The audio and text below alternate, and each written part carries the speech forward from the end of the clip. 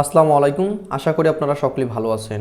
WordPress customisation with no code page বিল্ডারের দ্বিতীয় module Elementor master ক্লাসের 11 নম্বর পার্টে আপনাদের সবাইকে স্বাগতম। আজকের এই ভিডিওতে আমরা এলিমেন্টর ফ্রি ভার্সনের যে উইজেটগুলো নিয়ে কথা বলবো সেগুলো হচ্ছে বেসিক গ্যালারি উইজেট, ইমেজ ক্যারোসেল উইজেট। এই ইমেজ ক্যারোসেল উইজেটের মাধ্যমে আমরা দেখব কিভাবে আমরা আমাদের ওয়েবসাইটে একটা লোগো ক্যারোসেল তৈরি করতে পারি সেই জিনিসটা। কাউন্টার যে উইজেটটি আছে সেই উইজেটটি নিয়ে আমরা আলোচনা করব এবং প্রোগ্রেস বার যে উইজেটটি আছে এটি নিয়ে আমরা আলোচনা করব। আমরা দেখব প্রোগ্রেস বার উইজেট দিয়ে কিভাবে আমরা আমাদের স্কিল সেটগুলো মানুষকে দেখাইতে পারি। এই জিনিসগুলো আমাদের আগের ভিডিওগুলো দেখেননি তারা অবশ্যই আমাদের প্লেলিস্ট চেক করবেন। আমি অলরেডি আমাদের ড্যাশবোর্ডে আছি। এর আগের ভিডিওতে আমরা মূলত আলোচনা করেছিলাম রেটিং, সোশ্যাল আইকন এবং এখানে যে আইকন বক্স আছে আর ইমেজ বক্স। এই ভিডিওগুলো যদি আপনারা এখনো দেখে না থাকেন তাহলে অবশ্যই আমাদের চ্যানেলে গিয়ে সেই ভিডিওটি আগে দেখে আসবেন। এখন আমরা দেখব বেসিক যে উইজেটটি আছে এটির কাজ কি। সো এর জন্য আমরা এখানে চাইলে সার্চ দিতে পারি অথবা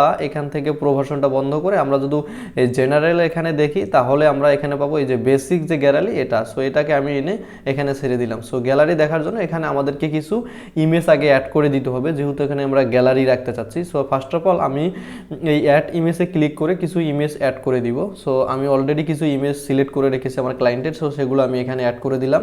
সো দেখেন প্রত্যেকটা ইমেজ কিন্তু এখানে অটোমেটিকলি অ্যাড হয়ে গেল। সো এখন আমরা এখানে চাইলে সিরিয়াল মেনটেন করতে পারবো। যেমন আমি যদি চাই এইটাকে এখানে টেনে এনে সামনে রাখতে পারি, আবার চাইলে এটাকে টেনে এনে আমরা সামনে রাখতে পারি, আবার যদি আমি চাই তাহলে এটাকে কিন্তু টেনে এনে আমি আবার সামনে রাখতে পারি। অথবা আমি যদি এখানে আরেকটা ইমেজ যুক্ত করতে চাই তাহলে এখানে এই যে অ্যাড গ্যালারি যে লেখাটি আছে এটাতে ক্লিক করে আমার গ্যালারিতে থাকা বাকি যে ইমেজগুলো আছে এখান থেকে আমি সেটা সিলেক্ট করে দিতে পারি। এটা যদি আমি সিলেক্ট করে অ্যাড গ্যালারি করে দেই তাহলে কিন্তু এটা অটোমেটিকলি এখানে চলে আসবে। সো আমি প্রত্যেকটা ইমেজ এখন গ্যালারিতে নিয়ে যাচ্ছি, এই জন্য ইনসাইড গ্যালারিতে ক্লিক করলাম। সো এখানে দেখেন প্রত্যেকটা ইমেজ কিন্তু এখানে চলে এসেছে। সো এখন আমরা প্রত্যেকটা ইমেজের কাস্টমাইজগুলো দেখব। প্রথম আছে রিমেল রেজলিউশন। সো এখান থেকে আমরা সবসময় ফুল উইথ রাখবো বা আপনাদের চাহিদা অনুযায়ী আপনারা এখানে সিলেক্ট করে রাখতে পারেন। সো আমি ফুল উইথ রাখতেছি এবং এখানে কিন্তু দেখাচ্ছে যে এখন 4 কলাম। সো কলামটা কি দেখেন, এখানে 4টা ইমেজ একটা রোতে আছে। যেমন এখানে একটা ইমেজ, এখানে একটা, এখানে একটা, এখানে একটা, 4টা ইমেজ আছে। আমি যদি চাই যে 2টা করে রাখবো তাহলে আমি 2টা করে দেই, তাহলে দেখেন এখানে 2টা করে ইমেজ আসতেছে। আবার আমি যদি 3টা করে দেই তাহলে কিন্তু এখানে 3টা করে আসতেছে। সো আপাতত আমি 3টা করে রাখলাম। আর গ্যালারি ইমেজে যখন আপনারা যুক্ত করবেন তখন একটা জিনিস মাথায় রাখবেন, প্রত্যেকটা ইমেজের সাইজ সেম রাখার চেষ্টা করবেন। যে উইথ হাইট যেগুলো আছে এগুলো কিন্তু সেম রাখার চেষ্টা করবেন। সাইজের হলে গ্যালারিটা দেখতে অনেক সুন্দর দেখায়, বাট এখানে কিন্তু আমার প্রত্যেকটা ইমেজ সেম সাইজের না। যেহেতু আমি আপনাদেরকে প্র্যাকটিস আকারে দেখাচ্ছি এই জন্য আমি প্রত্যেকটা ইমেজ আসলে সেম সাইজ করি নাই, ঠিক আছে। কিন্তু আপনারা ক্লায়েন্টের কাজ যখন করবেন তখন মোটামুটি এই ইমেজগুলো সেম সাইজ করে নিতে পারেন, ঠিক আছে। সো এখানে আমি আপাতত 3 কলাম করে রাখলাম। যখন ক্যাপশন, এখানে ক্যাপশনের এখানে কিন্তু লেখা দেখাচ্ছে যে ইমেজটাতে আমাদের ক্যাপশন আছে সেটা কিন্তু এখানে দেখাচ্ছে, যেগুলোতে কিন্তু নাই সেগুলো কিন্তু দেখাচ্ছে না। সো আমি আপাতত ক্যাপশনটা এখানে বন্ধ করে দিলাম। তাহলে দেখেন এই ইমেজের ক্যাপশনটা কিন্তু আর আমাকে দেখাচ্ছে না। এখানে লিঙ্ক অপশনটা কি আছে, মিডিয়া ফাইল। সো এই মিডিয়া ফাইল থাকার কারণে আমরা এই গ্যালারি ইমেজগুলোতে যখন ক্লিক করব সেগুলো বড় হবে। আমি যদি এখন এটা পাবলিশ করি, পাবলিশ করে ভিউতে আসি, এখন যদি আমরা এখানে এসে দেখি, সো আমি দেখেন প্রত্যেকটা ইমেজ কিন্তু এখানে বড় হচ্ছে এবং এখানে একটা ক্যারোসেল অপশন আসছে। আমি যদি এটাতে ক্লিক করি তাহলে এর পরের যে ইমেজগুলো আছে সেগুলো কিন্তু দেখাচ্ছে। মিডিয়াটা যদি আমি নান করে দেই তাহলে কিন্তু আর ক্লিক করলে আসবে না। আবার আমি পাবলিশ করতেছি, এখানে দেখেন আমি যদি এখন গ্যালারির ইমেজগুলোকে ক্লিক করি তাহলে কিন্তু এই ইমেজগুলো আর পপ আপ আকারে ভাসতেছে না। সো আপনি যদি চান যে এই গ্যালারির ইমেজগুলোতে কোনো একটা ইউজার ক্লিক করুক, সেটা উপরে ভেসে আসুক, তাহলে অবশ্যই এই লিঙ্ক অপশন থেকে আপনি এটাকে মিডিয়া করে দিবেন। তাহলে এখানে লাইট বক্সটা দেখতেছেন এটার আন্ডারে আর কি এই ইমেজগুলো ক্লিক করলে উপরে আসবে, ঠিক আছে। সো এন অর্ডারিং যে বিষয়টি এখানে আছে, সো এটা বর্তমানে ডিফল্ট আছে, অর্থাৎ আমরা এই ইমেজগুলোকে সিলেক্ট করে আমরা ম্যানুয়ালি যেটা সামনে দিব। যেমন আমি এখানে ম্যান যে ইমেজটি আছে এটি সামনে দিলাম। এখন যদি আমি ইনসাইড করি তাহলে কিন্তু এই যে ম্যান যে ইমেজটি এটা কিন্তু সামনে আসলো। সো এটা ডিফল্ট অবস্থায় যদি রাখেন তাহলে এরকম হবে। আর অর্ডারিংটা যদি আপনি র্যান্ডম দেন তাহলে এই পেজ বিল্ডারটা তার ইচ্ছা মতো আর কি সাজিয়ে নেবে র্যান্ডমলি, যে ইমেজটা পারে সেটা সে প্রথমে দিবে, ঠিক আছে। সো আপনারা চাইলে এই অর্ডারিং বিষয়টা এই অর্ডার বাই যে জায়গাটা আছে এখান থেকে ম্যানেজ করতে পারেন। আপাতত আমি ডিফল্ট দিয়ে রাখলাম। এখন আমরা চলে যাব স্টাইলে। সো স্টাইলে এসে আমরা গ্যাপ ম্যানেজ করতে পারবো, অর্থাৎ একটা ইমেজ থেকে আর একটা ইমেজের গ্যাপ কত। সো যেহেতু আমার এখানে প্রত্যেকটা ইমেজ এক সাইজের না, এখানে কিন্তু অটোমেটিক একটা গ্যাপ নিয়ে আসে, বাট এখানে দেখেন এই দুটো ইমেজে এখানে কিন্তু কোনো গ্যাপ নাই। সো এই গ্যাপটা আমরা এখানে ভালো করে বুঝবো, এই জন্য আমরা গ্যাপের ডিফল্ট থেকে আমরা কাস্টমে সিলেক্ট করলাম। এখন আমরা এখানে দেখেন 15 পিক্সেল ব্যাক গ্যাপ দেওয়া আছে। তো দেখেন এখানে এই ইমেজটা থেকে এই ইমেজটা কিন্তু অটোমেটিক একটা গ্যাপ পেয়ে গেছে। এখন যদি আমি চাই এটাকে আমি 100 পিক্সেল দিব, সো এখানে আমি 100 পিক্সেল দিলাম, তাহলে দেখেন 100 পিক্সেল করে কিন্তু গ্যাপ পাচ্ছে। অর্থাৎ এখানে বর্ডার টাইপ দেখাচ্ছে সেম, আমরা যদি এখানে সলিড দেই তাহলে প্রত্যেকটাতে সলিড একটা বর্ডার পাবে। আবার যদি আমরা এখানে বর্ডার রেডিয়াস ধরেন 50 পিক্সেল দেই তাহলে প্রত্যেকটা ইমেজ 50 পিক্সেল করে একটা বর্ডার রেডিয়াস পাবে, অর্থাৎ কর্নারগুলো রাউন্ড হবে। এখন যদি আমরা এখানে দেখি তাহলে দেখেন প্রত্যেকটাতে একটা বর্ডার পাইছে এবং কর্নারগুলো কিন্তু রাউন্ড হয়ে গেছে, ঠিক আছে। অ্যাডভান্স যে সেটিংসটা আছে এটার ভিতরে এর আগের উইজেটে যে জিনিসগুলো ছিল ঠিক সেম উইজেটে এই উইজেটেও সেই জিনিসগুলোই আছে এখানে। এখন আমরা দেখব ইমেজ ক্যারোসেল। এই ক্যারোসেলের সাহায্যে কিভাবে আমরা এরকম একটা লঘু ক্যারোসেল যুক্ত করতে পারি এই জিনিসটা আমরা দেখব। সো এর জন্য আমি এখান থেকে সার্চ দিয়ে নিচ্ছি ইমেজ ক্যারোসেল, বা ক্যারোসেল লিখলেও চলে আসবে। সো এখানে যদি আমি ক্যারোসেল লিখি, সো যেগুলোতে লগ আছে এগুলো কিন্তু আমরা প্রো ভার্সনে গিয়ে দেখবো। সো এখান থেকে আমরা ফ্রি ভার্সনে যে ইমেজ ক্যারোসেলটা আছে এটি নিয়ে এখন দেখবো। সো এর জন্য আমি ইমেজ ক্যারোসেলটা এখানে এনে রাখলাম। সো এখানেও সেম আমাদেরকে আগে লোগো অ্যাড করতে হবে। সো এর জন্য আমরা যে এক্সাম্পল ওয়েবসাইটে ফলো করতেছি এখান থেকে লোগোগুলো ডাউনলোড করে নিচ্ছি। এর জন্য আমি একটা এক্সটেনশন ব্যবহার করতেছি ইমেজ ডাউনলোড নামে। আপনারা ক্রোমে এসে বা গুগলে এসে সার্চ দিলেই এই এক্সটেনশনটি পেয়ে যাবেন। তারপরেও যদি আপনারা এই এক্সটেনশনটি না পান তাহলে ডিরেক্ট আমার ফেসবুক পেজে আমাকে মেসেজ দিতে পারেন, আমি আপনাদেরকে দিয়ে দিব। সো এখান থেকে আমি আগে লোগোগুলো ডাউনলোড করে নিই। এখন এখানে এসে আমি অ্যাড ইমেজে ক্লিক করে আমার যে লোগোগুলো ডাউনলোড করে নিলাম এই লোগোগুলো আমার ফাইল থেকে আর কি এখানে আমাদের অ্যাড করতে হবে। সো আমি 6টা লোগো এখানে অ্যাড করে দিলাম। সো দেখেন এখানে কিন্তু প্রত্যেকটা লোগো চলে এসেছে। সো এখান থেকে আমি অ্যাড গ্যালারি করলাম। সো এখন এখানে এসে আমরা চাইলে এটা সামনে দিতে পারবো, এটা সামনে দিতে পারবো, দেন তারপর আমরা ইনসাইড গ্যালারি করলাম। সো দেখেন এখানে কিন্তু আমার প্রত্যেকটা লোগো অ্যাড হলো সো করার জন্য। সো এর জন্য আমি এখানে থাম্বনেল থেকে ফুল সাইজ করে দিব। ফুল সাইজ করে দিলে প্রত্যেকটা লোগো এখন দেখা যাচ্ছে। এখন হচ্ছে স্লাইড শো, অর্থাৎ আমরা আমাদের এই পেজটাতে কয়টা করে লোগো প্রথম অবস্থায় দেখাতে চাচ্ছি। এজন্য আমি চাচ্ছিলাম যে এখান থেকে মোটামুটি 4টে করে লোগো দেখা যাক। তাহলে দেখেন এখানে 1 2 3 4টে করে লোগো দেখাচ্ছে, এবং যখন একটা লোগো স্ক্রল করবে তখন মূলত কয়টা করে স্ক্রল হবে তখন সেটা আমরা এখান থেকে সেট করে দিতে পারবো। আমি চাই একটা করে স্ক্রল হোক। দেন তারপরে ইমেজের যে স্ট্যাটাস আছে এটা আমরা নানি রাখবো। তারপরে নেভিগেটর, এখানে দেখেন একটা অ্যারো চিহ্ন আছে আর একটা হচ্ছে ডট আছে, চাইলে আমরা এখান থেকে এটা ম্যানেজ করতে পারি। সো আমি পাবলিশ করতেছি, পাবলিশ করে আপনাদের দেখাচ্ছি। সো আমি যদি এখানে আসি তাহলে দেখেন এখানে একটা আইকন পাচ্ছি, এটাতে আমি ক্লিক করলে এটা কিন্তু ক্যারোসেল হচ্ছে। আবার নিচে আমি ডট পাচ্ছি, এটাকে যদি আমি মানে ক্লিক করি তাহলে কিন্তু একটার পর একটা আসতেছে। আবার কিন্তু এটা অটোমেটিকও স্ক্রল হবে। এই অ্যারো এবং ডটের সেটিংসটা আমরা এই নেভিগেটর থেকে ম্যানেজ করতে পারি। সো আপাতত আমি দুইটাই দিয়ে রাখলাম। এখান থেকে আমরা চাইলে প্রিভিয়াস যে আইকনগুলো আছে সেটা চেঞ্জ করতে পারি, আবার এখানে যে নেক্সট যে অ্যারো আইকনটি আছে সেটাও কিন্তু আমি চেঞ্জ করতে পারি। এর জন্য আমি আইকন লাইব্রেরি থেকে এসে যে কোনো আইকন কিন্তু এখানে অ্যাড করে দিতে পারি। সো আপাতত আমি এই আইকনটা অ্যাড করে দিলাম এবং এখানে এসে এই আইকনটা অ্যাড করে দিলাম। সো এখন কিন্তু এই দুইটা আইকন এখানে যুক্ত হয়ে গেছে, আপনারা দেখতে পাচ্ছেন। সো এখন লিঙ্ক অপশন সেম, আমরা যদি এখানে লিঙ্ক করতে চাই অর্থাৎ লোগোগুলোকে ক্লিক করলে উপরে আসুক তাহলে আমরা এখানে মিডিয়া অপশন দিব। এখন যদি আমি লোগোতে ক্লিক করি তাহলে কিন্তু সেই লোগোটা উপরে আসতেছে। সচরাচর আমরা লোগো ক্যারোসেল যখন করি তখন মূলত এই জিনিসটা দেই না, বাট এখানে যদি আমরা লোগোর পরিবর্তে ইমেজ অ্যাড করতাম তখন কিন্তু আমরা এটা দিতাম। সো আপাতত আমি এই লিঙ্ক অপশনটা এখানে নান করে রাখতেছি। ক্যাপশনের এখানে আমরা সচরাচর নান করে রাখি। অ্যাডিশনাল যে অপশন আছে এখানে বেশ কিছু আমাদের সেটিংস আছে। প্রথম সেটিংসটা হচ্ছে অটো প্লে, অর্থাৎ এখানে দেখেন একটা সময় গিয়ে কিন্তু অটোমেটিক লোগোটা ক্যারোসেল হচ্ছে। আমি যদি সময়টা একটু কমাই দেই, দেখেন এখানে অটো প্লের স্পিডটা আছে এখানে 5000। সো আমি এখান থেকে মোটামুটি 2000 করে দিব, এবং এখান থেকে অ্যানিমেশন স্পিডটা আমি এখানে 200 করে দিব। অর্থাৎ আপনি যদি অটো স্পিড 2000 দেন তাহলে অ্যানিমেশন স্পিড 200 দিবেন। আপনি যদি অটো স্পিড 8000 দেন তাহলে আপনি অ্যানিমেশন স্পিডটা 800 দিবেন। এটা একটা হচ্ছে ফর্মুলা। দেন ডিরেকশনটা আপনি এখানে দেখেন আমাদের এখানে লেফট আছে, চাইলে আপনি রাইট দিতে পারেন। এখন দেখেন লোগোগুলো কিন্তু রাইট পাশে ক্যারোসেল হবে।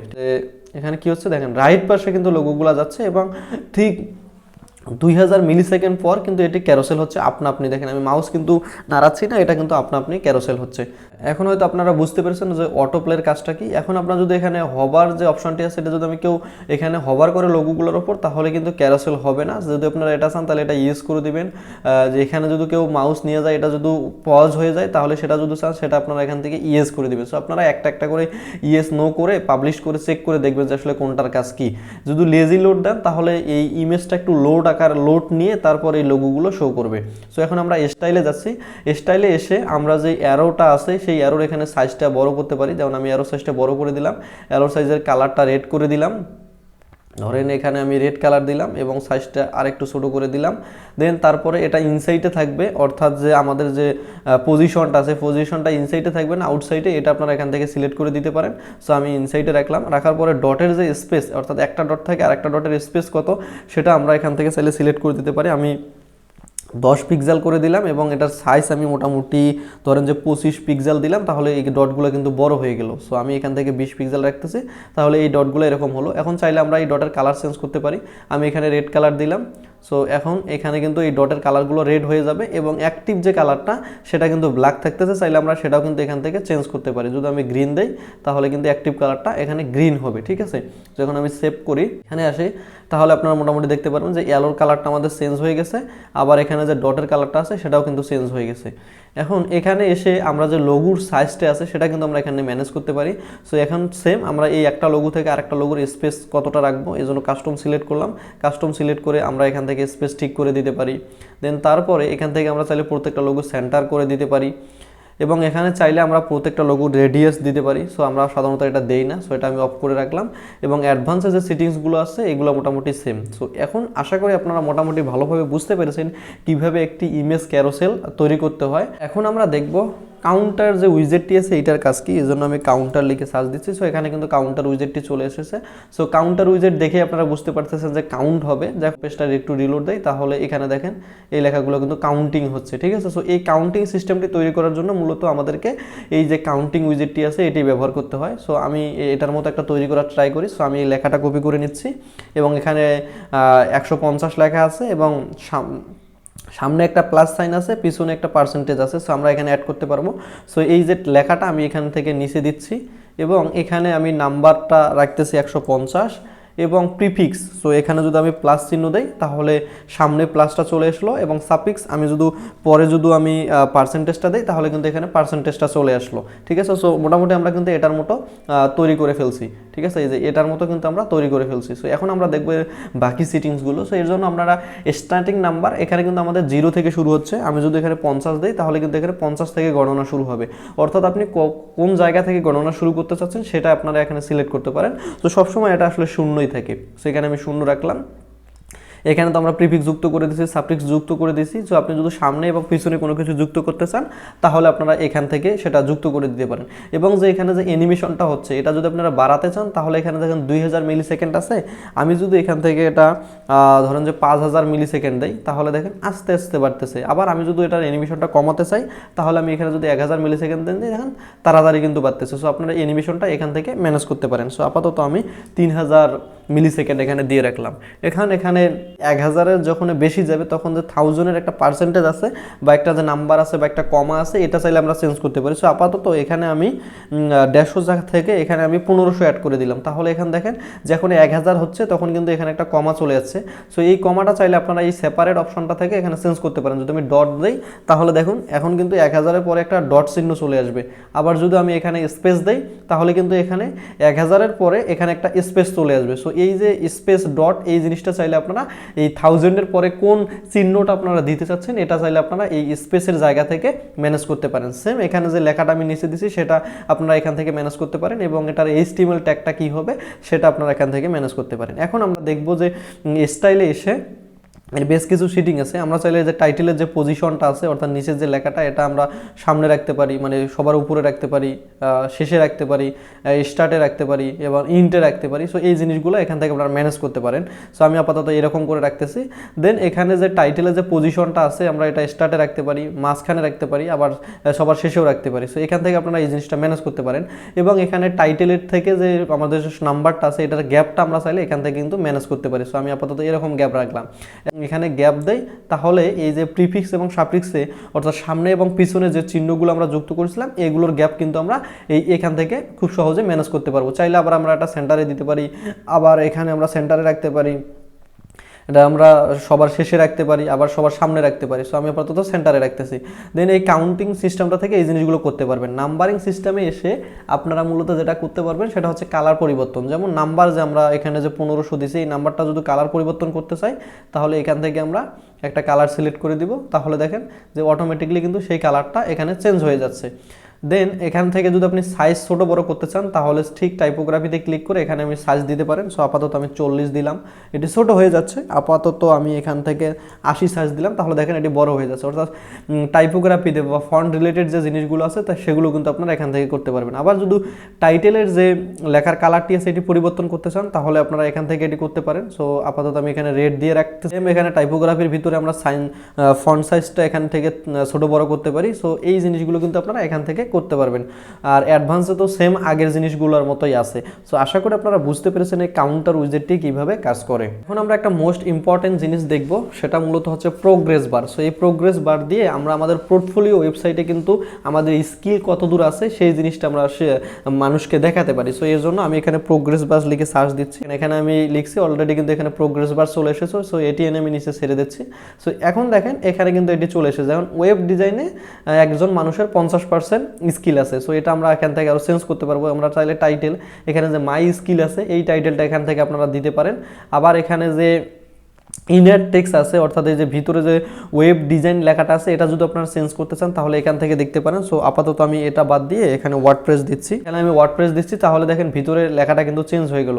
এখানে যে পার্সেন্টেজ আছে 50, যদি আমি চাই এটা আমি চেঞ্জ করে দিব। অর্থাৎ আমার ওয়ার্ডপ্রেসের স্কিলস হচ্ছে 80%, তাহলে এখানে 80% হয়ে যাবে। আমি যদি এটা 90% দেই তাহলে কিন্তু এখানে সেটা 90% হয়ে যাবে। ঠিক আছে। সো এটা চাইলে আপনারা এখান থেকে মানে বাড়াতে পারেন অথবা কমাতে পারেন। এখান থেকে HTML যে ট্যাগটা আছে সেটা আপনারা সিলেক্ট করতে পারেন। এখন এখানে টাইটেলটা, এখানে মাই স্কিল যে লেখাটা আছে এটা যদি আপনারা দেখাতে চান তাহলে এখানে ডিসপ্লে টাইটেল এখানে শোতে আছে, এজন্য কিন্তু এটা দেখাচ্ছে। আমি যদি এটা অফ করে দিই তাহলে কিন্তু এখন এটা দেখাবে না। সো ম্যাক্সিমাম টাইম আসলে আমরা টাইটেলটা দেখাই না। সো আপাতত আমি এটা 1 করে রেখে কিছু স্টাইল আপনাদেরকে দেখাই। এখন যদি আমরা স্টাইলে আসি, স্টাইলে এসে আমাদের যে টাইটেলটা আছে মাই স্কিল, এটার আমরা কালারটা এখানে পরিবর্তন করতে পারবো। আমি ব্ল্যাক কালার দিলাম। এখান থেকে আমরা এটার সাইজ বাড়াতে পারবো। আমি আপাতত এটার সাইজ পিক্সেল করে দিলাম, তাহলে এখানে 30 পিক্সেল দেখাচ্ছে। আবার আমি যদি চাই এই যে পার্সেন্টেজ যে কালার, এই কালারটা এখান থেকে চেঞ্জ করতে পারবো। সো দেখেন আমি এখানে রেড কালার করে দিচ্ছি। দেন তারপরে এটার ব্যাকগ্রাউন্ড কালার, অর্থাৎ এই যে বাকি অংশটা দেখেন 90%টা রেড দেখাচ্ছে, বাকি কালারটা কি হবে সেটা আমি চাইলে এখান থেকে সিলেক্ট করে দিতে পারি। আমি অথবা ব্ল্যাক করে দিচ্ছি। সো এখানে ব্ল্যাক করে দিলাম, তাহলে একজন মানুষ এসে বুঝবে যে আসলে ওয়ার্ডপ্রেসে আমার স্কিল আছে 90% এবং বাকি যে জায়গাটা ফাঁকা হচ্ছে ব্ল্যাক, এটা মূলত আমার এখনও স্কিল হয় নাই। সো এই জিনিসগুলো আসলে দেখানোর জন্য আমাদের প্রোগ্রেস বার প্রয়োজন হয়। আবার অনেক ক্ষেত্রে আরও অন্য জায়গাও কিন্তু আমরা এই প্রোগ্রেস বারটা ব্যবহার করি। এখান থেকে আমরা হাইট এটার ম্যানেজ করতে পারবো। সো এখান থেকে আমরা চাইলে হাইট ম্যানেজ করতে পারি।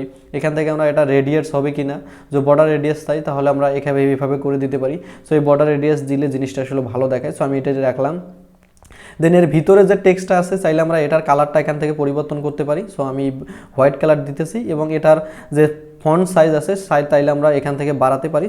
এটার ফন্ট সাইজটা আমি 20 পিক্সেল করে দিচ্ছি, তাহলে জিনিসটা মোটামুটি এখন ভালো দেখাচ্ছে। এভাবে আমরা আমাদের ওয়েবসাইটে প্রোগ্রেস বার অ্যাড করতে পারি। সো এখন যদি আমি এই প্রোগ্রেস বারটাতে সিলেক্ট করে কন্টেন্টের এখানে এসে এই টাইটেলটা হাইড করে দেই, দেওয়ার পরে আমি যদি এটাকে ডুপ্লিকেট করি, ধরুন রাইট বাটন ক্লিক করে ডুপ্লিকেট করি, দেন এখানে আমি দেই ওয়েব ডিজাইন, দেন এটাতে আমার স্কিল আছে ধরেন যে 60%। আবার আমি যদি এটাকে ডুপ্লিকেট করে যদি আমি এখানে দেই এলিমেন্টর, ধরেন এলিমেন্টরে আমার স্কিল আছে 85%। আবার আমি যদি এটাকে আবার ডুপ্লিকেট করে যদি দেই HTML, আর এটাতে যদি আমার স্কিল দেই আমি ধরেন 95%। এবং এখন যদি আমি এটা পাবলিশ করে যদি এখন প্রিভিউতে যাই তাহলে এখন জিনিসটা দেখবো। এখানে দেখুন সুন্দর করে একটা অ্যানিমেশন হচ্ছে এবং এখানে দেখাচ্ছে আমার ওয়ার্ডপ্রেসে স্কিল কত পার্সেন্ট, ওয়েব ডিজাইনে কত পার্সেন্ট, এলিমেন্টরে কত পার্সেন্ট, HTML এ কত পার্সেন্ট। সো এই জিনিসটা মূলত প্রোগ্রেস বারের মাধ্যমে আমরা দেখাতে পারি। সো আশা করি আজকের এই ভিডিও থেকে আপনারা বেসিক গ্যালারি উইজেট, ইমেজ ক্যারোসেল উইজেট এবং কাউন্টডাউন যে উইজেটটি আছে এবং প্রোগ্রেস বার যে উইজেটটি আছে এই উইজেটগুলো সম্পর্কে খুব ভালোভাবে বুঝতে পেরেছেন। সো আপনাদের কাজ হচ্ছে এই উইজেটগুলো নিয়ে প্র্যাকটিস করা এবং এই স্ক্রিনশটটা আমাদের গ্রুপে পোস্ট করে দেওয়া। সেখানে আমি দেখব যে আপনারা ঠিকভাবে কাজকাম করতেছেন কিনা। আজকের ভিডিওটি এ পর্যন্ত, ইনশাআল্লাহ দেখা হচ্ছে নেক্সট ভিডিওতে। যারা এখনও আমাদের চ্যানেলটি সাবস্ক্রাইব করেননি, এখনই সাবস্ক্রাইব করে পাশে থাকা বেল আইকনটি অন করে দিন।